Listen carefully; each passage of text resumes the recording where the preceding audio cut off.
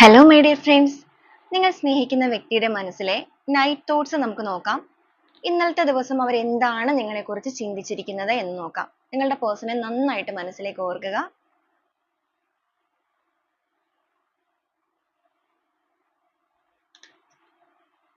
Clarity, truth,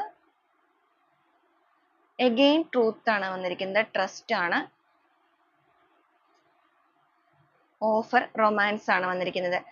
അപ്പോൾ നിങ്ങളുടെ റിലേഷൻഷിപ്പുമായി ബന്ധപ്പെട്ടിട്ട് ഒരു ട്രസ്റ്റ് ഇഷ്യൂസോ കാര്യങ്ങളോ നിങ്ങൾക്കിടയിൽ ഉണ്ടായിട്ട് നിങ്ങളുടെ ബന്ധത്തിൽ ഒരു അകൽച്ച സംഭവിച്ചവരാണ് എന്നുണ്ടെങ്കിൽ അവരുടെ നൈറ്റ് തോട്ട്സിൽ മെയിൻ ആയിട്ട് കാണിക്കുന്നത്, ഇവിടെ വളരെയധികം ഒരു റൊമാൻസ് കാണിക്കുന്നുണ്ട്. അവർക്ക് നിങ്ങളോട് ഭയങ്കരമായ ഒരു പ്രണയം തോന്നിയിരിക്കുന്നതായിട്ട് കാണുന്നുണ്ട്.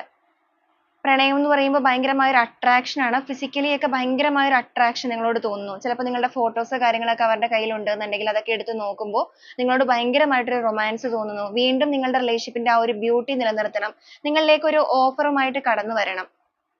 കാരണം റിലേഷൻഷിപ്പിൽ ട്രസ്റ്റ് ഇഷ്യൂസ് ആയിരുന്നു ഉണ്ടായിരുന്നത് എന്നുണ്ടെങ്കിൽ ഇവിടെ ക്ലാരിറ്റി, ട്രൂത്ത് ആണ് വന്നിരിക്കുന്നത്. സത്യമായ കാര്യങ്ങൾ നിങ്ങളുടെ വ്യക്തിയുടെ മുന്നിലേക്ക് വെളിപ്പെട്ടിരിക്കുന്നു. അതോടൊപ്പം നിങ്ങൾക്ക് ഒരു സ്ട്രോങ് ആയിട്ടുള്ള ക്ലാരിറ്റി നൽകാൻ അവർ ആഗ്രഹിക്കുന്നു. ഇത് കൃത്യമായ ഒരു ഡിവൈൻ ടൈം ആണ് റിലേഷൻഷിപ്പിനെ സംബന്ധിച്ചിടത്തോളം. ഈ ഒരു സമയത്തിൽ നിങ്ങളുടെ പേഴ്സൺ പൂർണ്ണമായിട്ടും വിശ്വസിക്കുന്നുണ്ട്, അല്ലെങ്കിൽ അവർ ചിന്തിക്കുന്നത് ആ ഒരു രീതിയിലാണ്.